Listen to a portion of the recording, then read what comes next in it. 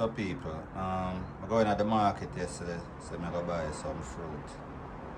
So while I buy the fruit them, they come on and I always buy stuff from see myself egg. So, buy egg from him before, but I buy them brown one day. So anyway, I see him have some with the full brown. You have the option still. You can get the full brown, or you can get the full white, or you can get the brown and white mix. So I said to myself, well, I usually buy the brown one, I'm kind of sure about them. But let me test out a couple of the white ones, them are half, 50-50, I guess. Carry home the egg yesterday, and then I boil two of them today, and I open them. Brown one, color look consistent with the way an egg look like we found lay. The white one, I don't tell no lie, I never see no egg with the color. It's not even red, you can't say it burgundy. I call my finger at the garbage, because as soon as I see it, I just finger at the garbage, because I say there's no sort of way where any egg supposed to look that color, it just look very unnatural.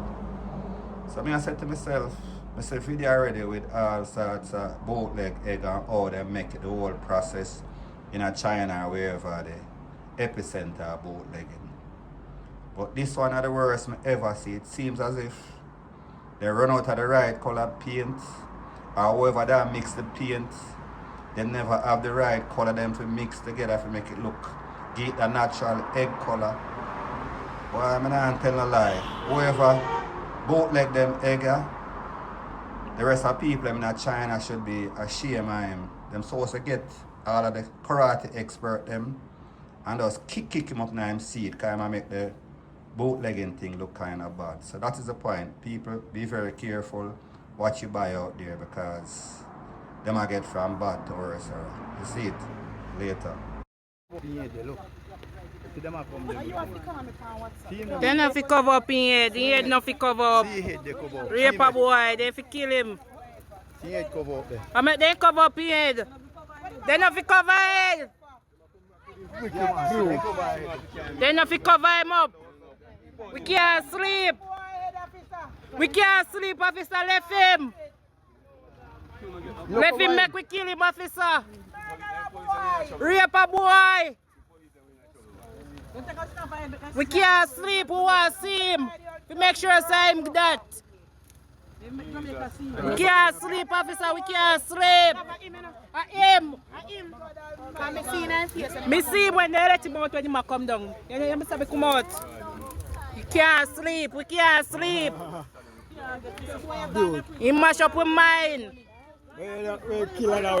Officer, let him out, make we done him. We can't sleep. We can't sleep, Marcus, make we can't sleep. Wanna let him out, officer. Welcome to True Jamaica Buzz, News and Entertainment with a Buzz. The edited version of the video that you just saw is of an incident when the police, acting on information, went to the house of the father sergeant that took away, jumped over the fence and buried his daughter in the back of the house, in the backyard under some burnt out refrigerator. He has been on the run for a couple of days, however, it seems as if time kind of ran out on him. Well, not exactly how we wanted it. But the good thing is that the silver lining in the dark cloud is that he's now in the custody of the police. Now, people, I am sure that you've seen this video circulating all over social media. And based on what persons are saying, it seems as if he went back to a place that he was familiar with. Maybe a family member, maybe a mother, somebody's house that he knows because he heard the persons calling and saying, Marcus. Now, people, I don't know if these residents that you hear screaming and saying that they want the Tarzan and Jane justice are the ones that call the police. Whatever the circumstances are, they did their civic duty, they did their due diligence, and they gave the police information. The police caught him, which should not be a surprise. Now, people, what is kind of mind-boggling to me is the fact that you have women that are out here that find themselves for whatever circumstances with men like this. Because based on information, like I said before, it is said that he did the same thing to his other daughter in a Trelawney, had to run from Trelawney, come back again, fast forward, the same thing to this daughter, only this daughter was impregnated and also taken out by the father. I guess he did not want persons to know that he impregnated, was jumping over the fence of his daughter. So the thing is that you have people that are actually facilitating these persons' criminal activity, meaning family member, meaning women. Women and family members are the biggest facilitator of some of the BS in Jamaica, and they too should be charged, especially in this case, point blank and period. So the next thing that is popping in the news might be an item of breaking news. It is said that a body was found in one of the bauxite mining areas. Is believed is the operative word, to be that of the missing Manchester High School students. I think they are speaking about JAYDEN Smith, if I am not misunderstanding. Now, people, when we hear that, we should not be surprised. Truth and the fact is that after somebody goes missing, worse for little Pitney, after 48 hours, the corner started to get dark and gloomy. And even though we had some ray of hope, we hear said there was sight of him seen with school bag and a next bag, and then him take away himself run on some sorts of bushes. And he was probably hiding in some abandoned building. You know that is some story like Bigfoot, more than likely. It did not go so. Not saying that there's not a slight possibility, however, I did not really believe it. I kind of doubted it. Moral of the story is that a little youth that is said to be a top achiever, top GSAT student, smart youth, no sorts of mental illness. One little incident happened at the house as it pertains to an ex-youth from foreign. That little youth broke his foot. It is said that JAYDEN was the one that dropped on his foot. Don't know if that might have caused some sorts of erratic behavior by family members, loved ones, guardians. Not sure. Family member, auntie, everybody came out and said, listen, we adopted this youth, we took care of this youth. We put this youth in front of our child, even though he is an adopted child. Well, people, like I've said, based on the stories that we've been hearing, it is not consistent with a 12-year-old youth to be out on his own in the bushes and just run around, run away from home, just like that. In the spur of a moment, him just change up totally the polar opposite of what is consistent with somebody that is bright and well thinking. So my point is this: something must have triggered him off. If something did not trigger him off, to leave the comfort of his home and decide that he's going to live in the bush like Lucan, the wild boy. Is either somebody else get triggered off or some people got triggered off, and then they did something that is not usually normal. People, when I heard this story from start to now, hopefully is the finish, some sorts of conclusion, because more than likely he has been taken out. What are the circumstances that led to him being taken out? And people, again, this is my disclaimer. Body believed to be, meaning the operative word, that means that there's no sorts of autopsy done, there's no sorts of DNA. So we cannot say with 100% surety that it is him. But I guess based on the body type, based on what they found, they have come to the conclusion that more than likely it is him. At the end of the day, if there's any sorts of silver lining in the dark cloud, is that at least the family members, the ones that love him, will now have a body to put in rest or put at rest in a decent way. Because the chances are the longer that he had stayed out there is the more chance that we're not going to find him, D-E-A-D. Did he die of starvation? Nobody knows. Did somebody take him away and put him in the bushes and hide him? Somebody finally eventually found him. People, me don't know. All of that is yet to be determined. As soon as I get some more relevant, pertinent information, I'll be sure to divulge ASAP. Point blank and period. Yo, your name Sean, your name dog, Sean, Shane dog. You from Bumbuckler Silent Hill kill you dog. Right now, all the man in my road dog, everybody a road dog.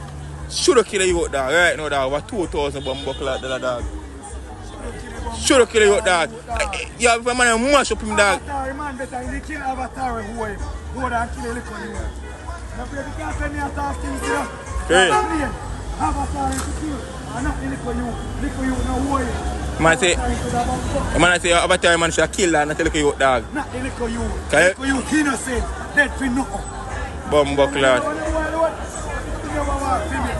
Sure, man.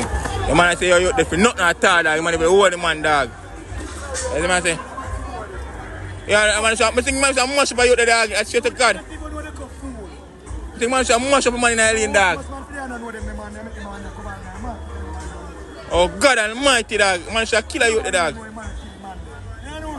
So the next thing that is popping in the news is based off a jokings that took place in a Christiana. Christiana, I think, is in Manchester, where a youth known as Shane was joked up by an ex-man.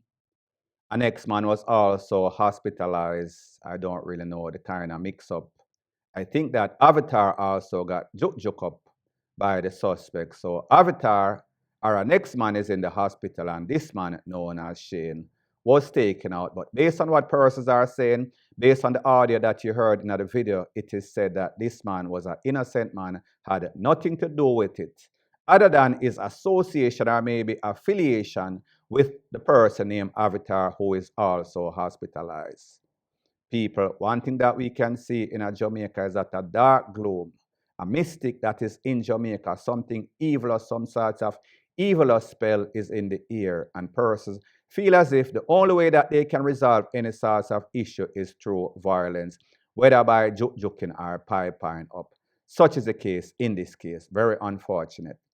Point blank and period. Yo, we catch a fucking liquor pitney. No, man, no. Oi! Oi!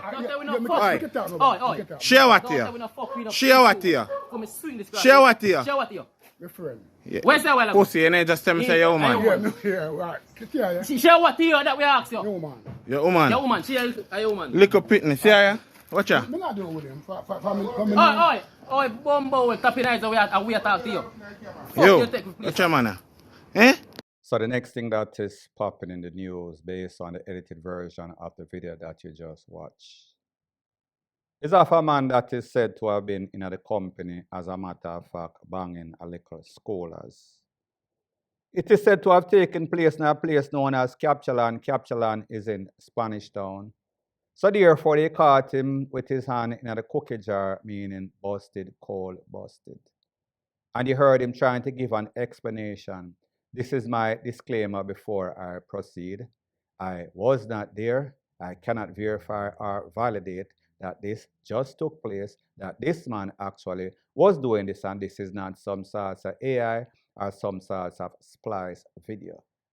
But should in case this is true, and should in case a big great tone man such as that was caught in the company of a minor, and he was actually having sex with that child, and obviously I cannot show the child's picture or videos because of YouTube's policy.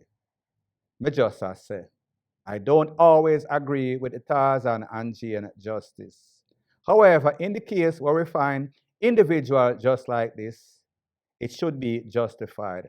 Don't know what type of course of action these person took, but what I heard is that them kind of take some drastic action, and justifiably so. Now, people, we should not be surprised. This has been going on for decades. It is just with the advent of social media and persons not being so ashamed. Well, I'm not saying not being ashamed, but feel as if they need to come out and speak their truth.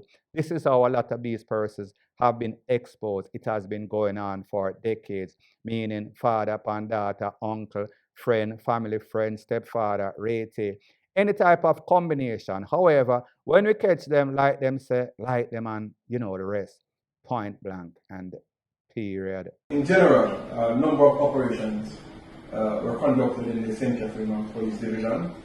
Today is Saturday, October 11, 2025. It resulted in police criminal confrontation, and all of those incidents are being investigated by the JCF appropriate body, as well as in the common. As we speak, 2 of the scenes are still being processed. But Of significance, from the operations today, 4 illegal firearms were seized. And at one of the premises where they had that confrontation, we discovered some other equipment and some paraphernalia that are used by the criminal underworld. What you see here is a 3D printer, a very unique 3D printer, and it can be used, and based on all investigations so far, it was being used to print firearm paraphernalia. These are the filaments that were being used. This is one of the things that were used because it is used to place on this mount. This is a thermal mount. It also has night vision capabilities. This is also another thermal mount, and this is one of the items that was printed from this printer to put on it. It is also capable of printing suppressors. Most people know it as silencers that can be placed on firearms, and they are capable. It also can be used to print ghost guns, plastic firearms that can be used that are operable as well. Maybe not as durable, but they are also operable. So the next thing that is popping in the news is based off a news conference that was held by the JSA after 3 deadly operations in which a couple of persons, 3 to be specific, did not make it, end up in the afterlife. On one of those operations, based on what the police is saying, they found a 3D printer. This 3D printer is used to manufacture gun parts, gun accessory, and even a gun. If you know anything about the new Firearm Amendment Act, any piece, part, or parcel of any gun is considered as a firearm. You could be charged and get that fresh 15. Now, people, like I said, I am sure that you're seeing this video circulating all over social media. So therefore, I just showed you the edited parts. I have come to the conclusion and the realization that when it comes to Jamaicans and evilous gangsters, they do not care about life. All they care about is money. All they care about is war. It seems as if they are addicted to DEATH and the smell of BLOOD. Because what could drive a man to actually go out of his way, purchase a machine like this for build gun? So I guess that person that is manufacturing these gun parts or gun pieces said to himself, well, if there's all sorts of blockage importing them through customs, then the next best thing to do is get the parts or get the raw material and build these guns using all sorts of technology, laptop hardware, software, so that we can have it right on hand at our disposal, literally. Now, people, here's my thoughts when it comes to persons that import guns, manufacture guns in Jamaica. They should be treated just like the average criminal element. Because without these guns, without these ammunition, without these parts, these magazines, rete, lele, then it would make it harder for a person to commit certain crimes such as takeaway. And if you know the statistics in Jamaica, 89% of all the crimes that are committed through the guns. So I am just saying that the same people that press the trigger should be treated as the persons that import and manufacture these tools. That means that when the police go for them, claims that there is some sorts of shootout, some sorts of confrontation, gun battle, and then these persons draw a tool upon them, and they got the SHITTY end of the stick. No intercom, no video cameras, no body cameras needed. People may just say there are appropriate times where these body cameras are not needed or intercoms investigation is not needed. So my point is that these manufacturers, these importers of illegal guns should be treated like the common criminal, the triggermen in all of these cases. Point blank and period. So the next thing that is popping in the news, it is called blame it on the air, blame it on the food, blame it on the rain, blame it on everything except the mindset of the persons in Jamaica. So we saw that the counselor for the era in a Commodore in which those 9 persons were caught up, at least 5 of them lost their life. He did a news conference and he is saying that based on the fact that the persons that were there were caught off guard because the people were dressed in a police uniform and they said, police, nobody move. Nobody thought that it was criminal elements, so therefore everybody frees up until they numb, at least 5 of them or so. So this counselor is saying that the JCF needs to change the new uniform that it just changed recently, because those uniforms look like prison guard, look like people from the municipal corporation, look like security, look like home guard. There is no source of differentiation. That uniform needs to be gazetted, such as the ones that the JDF have, that is unique to any other thing. And anybody seen wearing the material of the new uniform, obviously this denim or blue, is not going to be unique in any shape or form. So he's saying that they need to change the uniform to something completely different that stands out from everything else, with the exception of the JSAF logo. So people, I want you to take a listen, take a look at exactly what he has to say, and then I'll give my piece. The recent massacre in Commodore. The media told us and the people that the people in the area that were affected, they did not move as how they should have moved, because the criminals said police. Somebody dressed as a police officer and you know you're not a criminal, you're not going to run to save your life. So they stood up, chairman, and they were slaughtered like cattle. Police officers, chairman, can't be wearing the same uniform as our prison warders, as security guards, as municipal police, and in some extent the candy stripe like firemen also. Chairman, I don't want to hear that they're branded, because I can't see a brand or a logo at a particular distance. Just as though we have taken the time out to make sure that the Jamaica Defense Force uniform is gazetted and it is illegal to wear that sort of fabric. The same protection needs to be allotted to our police officers and by extension, the citizens of this country. Now people, here's the thing. Whenever you have a uniform, your uniform should differentiate you different from any and everybody else. When you choose blue denim or blue color, that has been around from the start of blue pretty much.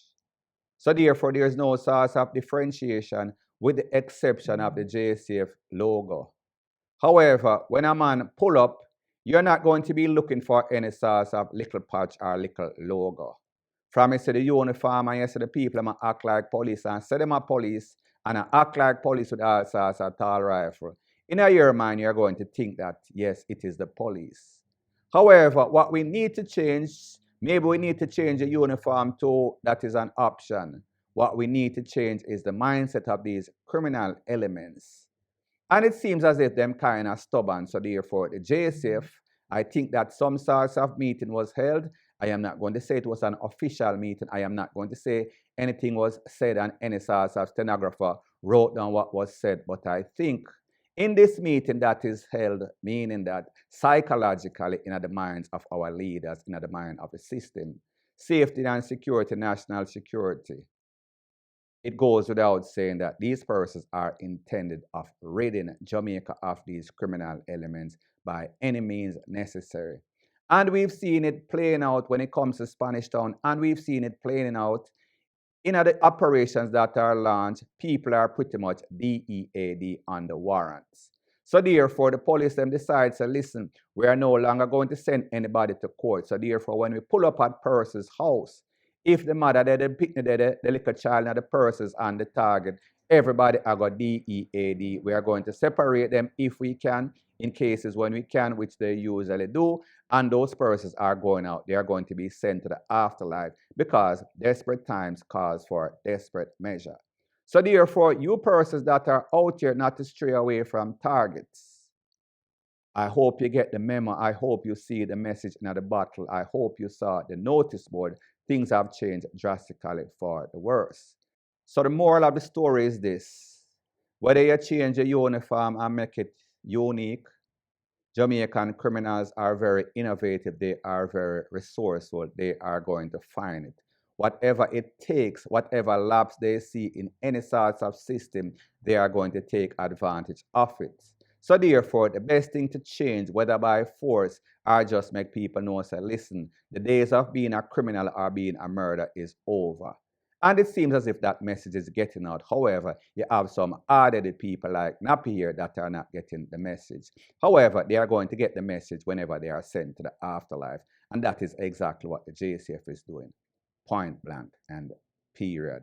So anyways, people, thanks once again for checking out my video. If you appreciate videos like these, please show your appreciation by liking, commenting, sharing, and subscribing to my channel. That is how YouTube promotes videos like these to like-minded, sensible persons like yourself. Bless up.